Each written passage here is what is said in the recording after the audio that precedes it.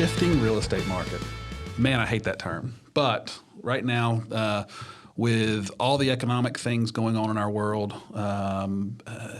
things that are outside of our control, our market is doing some adjusting and doing some shifting, and not for the bad, not for the good. I mean, it's just doing some adjusting. And with that, professionals like ourselves and real estate agents and salespeople have to make adjustments. They have to be cognizant of what's going on and to be able to recognize it and to continue to deliver superior value to the consumer and our clients. And that's what we're going to discuss today. Yeah, the market we've been in, let's call it the last 2 years, has been fast. It's been really, really fast. And agents have kind of gotten away from having to do the necessary things to really promote themselves, value themselves, do what's best for their clients. No question. And, I use this term, I've heard this before, compressed. So the sales process, in the past 2 years has been really compressed. I mean, we've had to do so much with so much less time. And because of that, when you compress time, something has to give. In a lot of cases, the real estate agents had to kind of pull back on the time they spent with a client on the front end, because if they didn't move rapidly, the client would miss out or a missed opportunity would come up because they were trying to do so much on the front end. So they've removed some stuff in their toolboxes. And with the adjusting market, it's allowing for that compression of time to kind of spread out. So things are starting to take a little bit longer, and not really longer, but it's taking a little bit more time for things to happen, which is providing the ability for real estate agents to be able to show their increased value in the transaction. But unfortunately, a lot of folks have never done that before. Mm-hmm.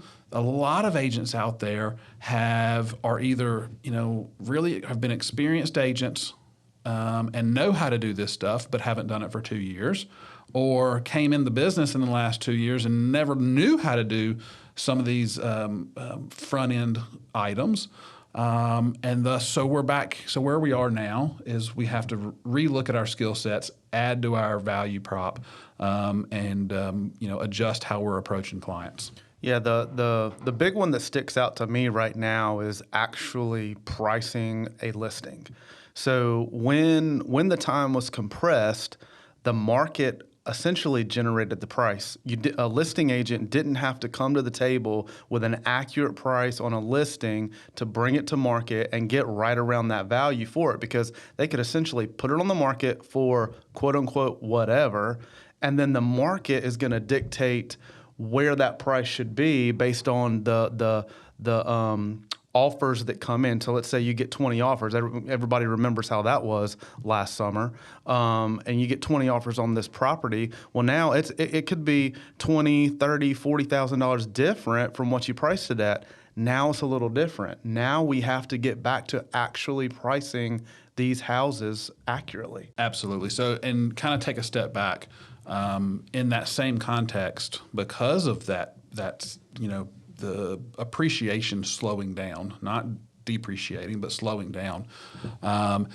It's important for us as agents to be able to set that stage for our clients. Have that conversation. It is a good, detailed conversation about where the market actually is versus where they think it is, and making sure that as was stated a number of other times, that the buyers aren't overplaying their hand, thinking that they're in that market that we were in 6 months ago when we're not. We're in today's market.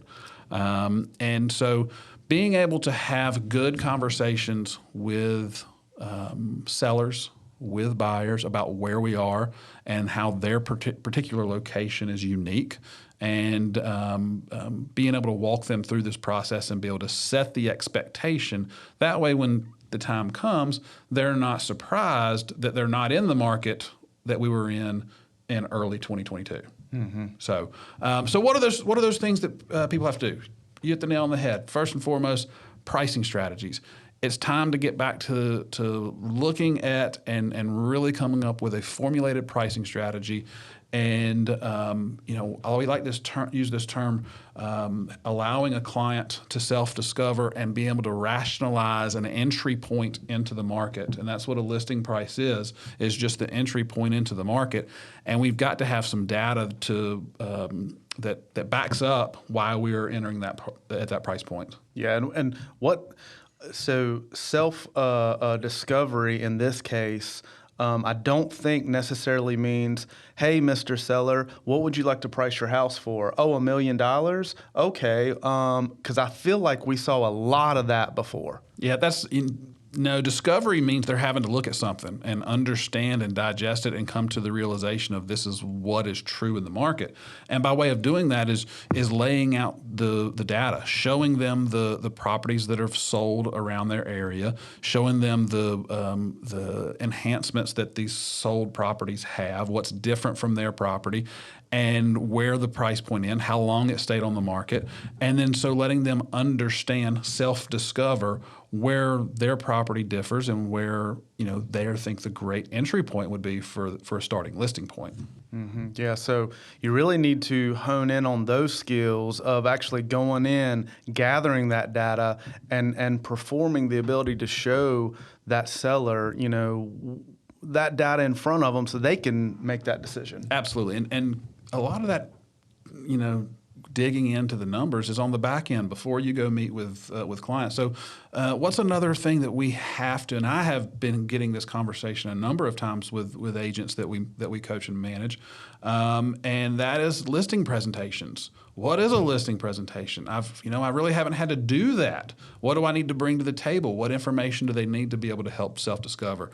What am I going to do? What extra value am I bringing addition to another agent that will warrant paying me what I want to be paid over the next agent that might be coming in and talking to these folks? And so figuring out what your listing presentation is, what some materials and collateral that you're going to bring to the table. It's important that we get back to that, and we're having those conversations of revamping what that looks like, because 2 years ago, when we have needed that, a lot of things have changed. Marketing real estate has changed in 2 years. It's going to constantly change. So what you have been doing over the past 2 years for your clients might not have been included in your listing presentation. It's time to update it, refresh it, make sure you're current and relevant. Yeah, and I'd argue that it's probably going to be even more important, and you're going to have to even do better than what you did before, because you're not just going to bat against other agents in the market now. Now you're actually having to compete against these, what would you call them, discount listers, or somebody like a company that will come in and make an offer on your own property. And if that doesn't work, then hey, we're going to take the listing. So you're competing with those people as well. So you really, really have to stand out. And it's articulating your value, because I can tell you right now, your competitors, your iBuyers, your discount brokers, they're articulating their value very, very clear, and that is price. We're cheaper. We can do it for less. And they are beating that drum very well. And so it's important, if you're going to be the trusted advisor, the person who's going to demand a higher value or higher price for your services, it's important for you to be able to articulate what you're doing for them. Because I'm here to tell you, you're worth a whole lot more than someone who doesn't bring those values. You just have to figure out how to articulate it and display it and put it in front of someone so they can understand and self-discover that, yes, this is truly what I need, and this is the value associated with it. Mm-hmm. So let me ask you this. So I just got into the market. Or I just got into this business as an agent. I've been in here for, a year and a half. I've never had to do a listing presentation. I've just gotten leads and, from my team leader, and I'm going out and I'm just listing these properties because everything's been so fast. What do I need to do? First and foremost, I think you need to do what our coach Wayne asked us, and that's take the mirror test. And what is that? Take a look in the mirror. And if you can look yourself in the mirror and ask yourself, am I good at what I do? And if you can answer that in the affirmative and you are really, really good at what you do and you bring a lot to the table, then you need to look inside and be able to pull out those things that you're already doing for your clients, whether you think they're valuable or not, and be able to articulate it to them. Write it down step by step, what you're doing for your clients on a daily basis, what you do for a listing, what you do for your buyer, what you are there, what your team does, systems you have set up to be able to help them, and write it all down. Literally just do a brain dump and write it all down. Back up for a second. If you take the mirror test and you ask them, am I really good at this? And you say, yeah, I'm all right. Well, then, do a brain dump of what you do. And then, go out and research. If you want to be paid like a professional, you have to act like a professional. Mm-hmm. If you want to get paid like a professional, you have to act like a professional. And that is enhancing your skills, becoming better at your craft, and going out and educating yourself. So you now have time. You need to devote the time to becoming better at what you do. Yeah, and I would argue too, find that little thing that makes you a little bit different as well. Because, let's be honest, with 25,000 local real estate agents, real estate sales is almost a commodity. So you've got to stand out. You've got to have that something a little bit different that you're better at in a certain area and be able to articulate that. Absolutely. So you asked for that person that has come to the business in the last 2 years who's never had to do a listing presentation. They've just had to explain the contract. What do? You need to go find someone who's done this and has been in the business for the past 10 years. Mm-hmm. Find somebody who's been in business past 10 years and has been successful, and ask them how they do a listing presentation. Get them to walk you through it. Get them to show you. Then go ask somebody else, and then go ask somebody else. And then take some points from these folks that meshes with what you do and meshes with your value, and make your own. A lot of people aren't going to hear this, but in today's time, you have one shot at the listing. So when you go and you get the phone call, you get the information, you've done all the background work, you're firm on your pricing, you get one shot on stage. You better be dadgum good at what you do. You better be really good at your presentation. You better have everything they need so they can make the decision to choose you that day.